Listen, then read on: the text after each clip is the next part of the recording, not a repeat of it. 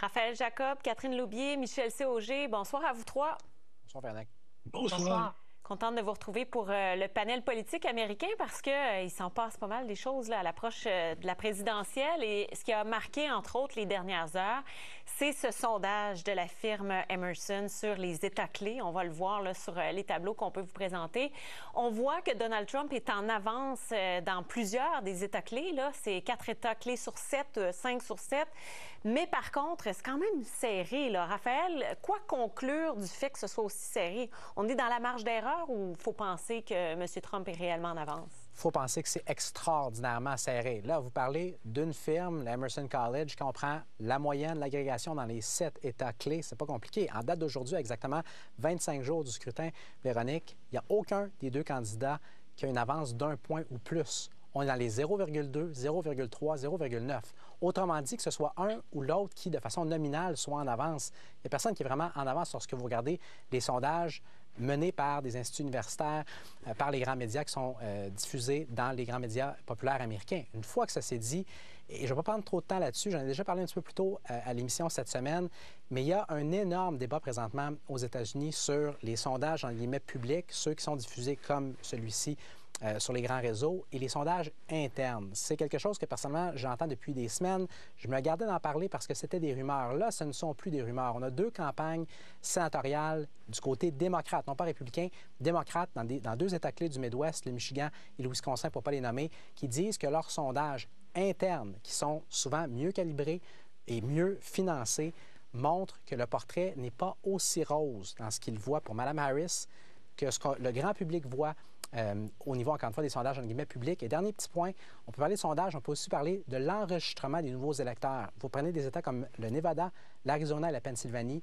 Les républicains enregistrent et sont en train d'enregistrer plus de nouveaux électeurs vis-à-vis des démocrates qu'à tout point entre 2 élections depuis 20 ans. Ça ne veut pas dire que M. Trump est favori présentement. Ça veut dire qu'il y a quand même quelques signes présentement qui semblent inquiétants pour le camp Harris. Mais Catherine, moi, je ne peux pas m'empêcher de penser à l'élection présidentielle contre Hillary Clinton où c'était tellement serré, puis finalement, on s'est trompé sur toute la ligne avec les sondages. Là. Comment on peut se fier à ça? Oui, bien, je veux dire, ce qu'il faut retenir, c'est que c'est serré. Je suis tout à fait d'accord avec Raphaël. Il y a quelque chose dans la campagne qui est en train de se passer qui nous donne des signes que les sondages internes donnent des résultats différents. Et ces signes-là, je pense que c'est des problèmes pour la campagne de Mme Harris. Le fait qu'on ait sorti un gros bonnet de taille, l'ancien président Obama, pour venir en Pennsylvanie, courtiser les jeunes hommes américains qui sont le nouvel électeur aspirationnel, l'électeur qui n'est pas passif, mais celui qui veut du changement. Le fait que Mme Harris a fait une ronde de médias de masse, elle vient d'annoncer aussi un comité bipartite aviseur. Elle dit « je vais gouverner pour tout ». Ce sont des signes pour moi, là, que j'ai fait pas mal de campagnes. Là. Il y a quelque chose qui est en train de se passer et il y a des décisions qui se prennent. Elle n'était pas dans sa zone de confort en faisant des médias de masse et elle l'a fait pareil. Là. Michel, comment vous voyez ça, vous? D'abord, les sondages que l'on voit sont dans la marge d'erreur et même, ils sont presque à égalité, puis c'est des marges d'erreur de 3 ou de 4 %. Donc, il y a peut-être quelqu'un qui est 4 % d'avance et on ne peut pas le dire après, à partir de ces sondages-là. Donc, c'est ça qu'il faut faire attention, toujours, dans tous les cas, remarquez. Mais dans ce cas-ci, c'est extrêmement serré et extrêmement serré partout. Je suis certain que Mme Harris se sentirait beaucoup plus en confiance si, dans l'un des 7 ou 8 États clés, elle avait une certaine avance, mais elle n'en a pas nulle part. Par contre, et ça c'est un autre problème, ça c'est pour M. Trump, c'est est-ce que sa sortie de vote va être là? Est-ce que la sortie des gens qu'on a identifiés comme étant des partisans de M. Trump et qu'on va souvent aller chercher en voiture, leur donner une gardienne, on fait ça aux élections au Canada aussi, hein, il n'y a rien de mauvais spécial là-dedans, mais est-ce que ça va se faire cette fois-ci?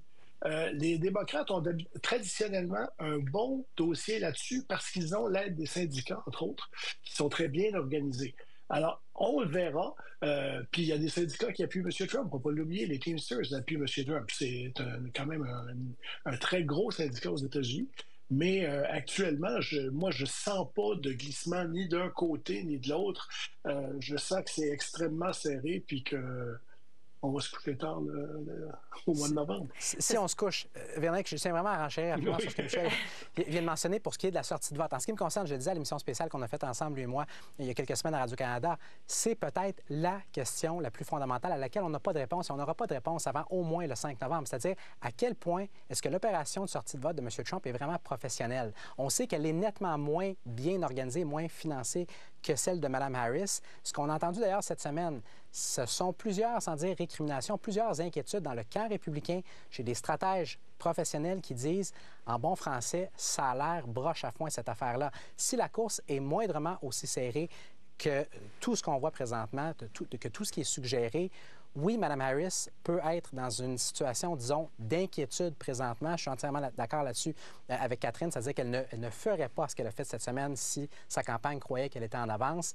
Reste qu'au final, si elle fait sortir son vote et lui a davantage de difficultés, avec une base électorale, soit dit en passant, et je le dis avec tout le respect, qui est statistiquement moins scolarisée, je le mentionne parce qu'on sait sur des années de recherche empiriquement que ça suggère fortement qu'elle va être plus difficile aussi à mobiliser pour les faire sortir voter. Ça peut être problématique pour lui. C'est ça. C'est l'organisation sur le terrain aussi qui va vraiment faire toute la différence quand c'est serré comme ça. Puis ça fait des semaines en plus que c'est serré, là.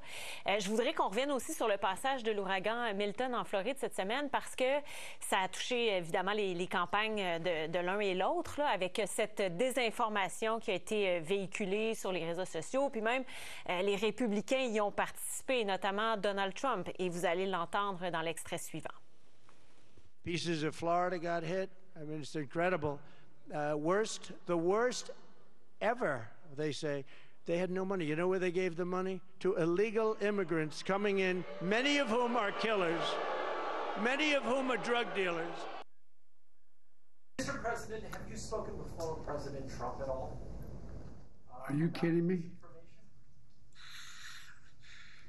Mr. President Trump, former President Trump, get a life, man. Help these people. On a voulu montrer l'extrait du président Biden aussi parce que c'était clair, là, get a life, là, tu sais. On sent qu'il y a une rhétorique peut-être plus radicale sur les changements climatiques, les migrants. Catherine, est-ce que Donald Trump, ça peut l'avantager d'entretenir ces discours-là? Non, je ne pense pas. Mais malheureusement, il a beau mentir, il a beau continuer à tenir ces discours-là, il n'y a rien qui lui colle à la peau. Je pense que c'est inacceptable de politiser une situation où il y a potentiellement 50 milliards de dommages, des décès, etc. Mais il faut dire que les crises ont tendance à avantager, je pense, un petit peu M. Trump, là, si on parle d'Iran, Israël ou des catastrophes comme on a vu en Floride. Mais la politisation, c'est inacceptable. Et d'ailleurs, il faut le dire, Mme Harris, le fait qu'elle ait soulevé qu'elle n'avait pas eu de retour d'appel du gouverneur de la Floride, M. DeSantis, elle a aussi, d'une certaine manière, mis ça sur la place publique là, et politisé un peu. Je pense que c'était une erreur pour elle d'avoir fait ça. Et les grands gagnants si gagnant il y a, de cette tragédie, c'est le président Biden et le gouverneur DeSantis qui semblent très bien communiquer et qui livrent la marchandise d'une manière très sentie. Michel, on sent par contre là, que l'objectif, c'est d'alimenter les tensions politiques. C'est clair que ça, on se sert d'une crise pour alimenter les tensions politiques. Écoutez, quand on vient d'entendre M. Trump dire l'argent qui devait aller aux sinistrés est allé à des assassins et à des vendeurs de drogue qui sont des immigrants illégaux. D'abord, c'est un mensonge, c'est la première des choses. Et ça, j'ai passé cette semaine, avant-hier, écouter un discours de M. Trump au complet en direct sur X. Je peux vous dire que j'ai arrêté de compter mensonges, ça n'avait pas de sens. Et je ne sais pas jusqu'à quel point il peut s'en sortir avec ça. Quand la Congresswoman Marjorie Taylor Greene dit « Les ouragans sont créés par le gouvernement pour nous nuire en Floride », à un moment donné, il y a une banalisation du mensonge et de la désinformation dans cette campagne. Quand on écrira l'histoire de la campagne, va peut-être être un des hauts faits de cette campagne-là. Et je pense que même dans les médias traditionnels qu'on dit plus proches des démocrates, on se bordera même plus de corriger M. Trump parce qu'il y en a trop. Puis, à un moment donné, ça devient normal. Cette nouvelle normalité-là n'est pas très bonne pour personne. Pas corriger et oublier. Oublier. Qui se souvient même qu'il y a quelques années, M. Trump, en privé, avait parlé de potentiellement considérer utiliser des armes nucléaires pour lutter contre les ouragans? C'est quelque chose qu'il a dit et on l'a complètement oublié. Oui, oui. Donc, il y a ça au niveau de la banalisation. Et pour ce qui est de toujours, presque toujours, ramener tout à son enjeu chouchou de l'immigration clandestine, devinez où est-ce qu'il est, M. Trump, cet après-midi même. Il est à Aurora, qui est une banlieue de Denver. Pourquoi? Parce que c'est un État qui est clé, un État qu'il pourrait espérer gagner le 5 novembre prochain? Non. Parce qu'il veut marteler, encore une fois, dans cette région-là, qui a été le théâtre de crimes perpétrés par des migrants clandestins. Encore une fois, ce thème-là, je le répète, qui n'est pas la première priorité de l'électorat. Et petit point additionnel, parce qu'on entend tout ça, on se parle de tout ça. Le flashback que j'ai personnellement, c'est il y a quelques semaines, quand M. Trump participait à une balado-diffusion, et l'animateur lui a posé la question suivante. Comme électeur indépendant, ce que lui disait être, ce que l'animateur disait être, comme électeur indépendant, qu'est-ce que vous avez comme message pour venir me chercher, pour aller me convaincre? Et la réponse de M. Trump, c'est-à-dire essentiellement, j'ai été victime de fraude électorale en 2020. Le point plus large étant simplement ceci, Véronique, il semble avoir, en fait, c'est même pas semblé, il a une difficulté fondamentale à ratisser plus large que sa base, alors qu'il va avoir besoin de plus qu'elle pour gagner dans 3 semaines et demie maintenant. Et Catherine a fait tantôt référence à l'ancien président Barack Obama qui était en Pennsylvanie, notamment pour faire campagne pour Kamala Harris. Et il en a profité pour attaquer Donald Trump. On va l'écouter tout de suite. Donald Trump is a 78-year-old billionaire who has not stopped whining about his problems since he rode down his golden escalator 9 years ago. You've got the tweets in all caps. You got the 2-hour speeches, word salad, constant attempts to sell you stuff. Who does that? Catherine, pourquoi on le sort, Barack Obama? D'après vous? Bien, on le sort tôt. Je trouve. Mais bon, oui, on le sort parce que, pour moi, il y a 2 raisons. D'abord, on l'a dit à cette émission-là, c'est une voix extrêmement importante, un ancien président populaire aussi chez les Afro-Américains. On le sort pour pouvoir avoir un effet dans les dernières semaines de la campagne et être capable d'aller chercher ces poches de votes-là, ces milliers de votes-là qui sont collés à Donald Trump. L'autre raison, je pense, quand on l'écoute comme il faut dans la sortie qu'il a faite toute la journée, plus ce discours-là, il n'avait pas été là depuis la Convention. C'est que je pense qu'il y a encore l'histoire de l'électeur aspirationnel. Qui est-il? Cette fois-ci, dans cette élection, c'est beaucoup le jeune homme américain. Je dis aspirationnel, il a des ambitions, il veut se marier, mais il vit dans le sous-sol de ses parents. Et pour lui, c'est pas Mme Harris qui va régler son problème, c'est M. Trump. Il s'est rangé derrière M. Trump. Et il y a des Afro-Américains et des hispanophones aussi dans ce groupe-là. Et c'est un groupe très important en ce moment pour les démocrates. Le vote de la communauté noire, effectivement, il a appelé à voter pour Mme Harris. Michel, en quelques secondes, là, à quoi s'attendre? Parce qu'il reste 25 jours là, avant la présidentielle. Pennsylvanie. Si j'étais capable d'aller aux États-Unis dans les prochains jours, c'est là que j'irais. Je pense de plus en plus que le candidat qui va gagner, ou la candidate, évidemment, qui va gagner la Pennsylvanie, va gagner l'élection. Véronique, en 10 secondes, la Pennsylvanie, je l'ai visitée il y a moins d'une semaine et ça va me prendre plus que ça pour me remettre de l'élimination des Phillies cette semaine.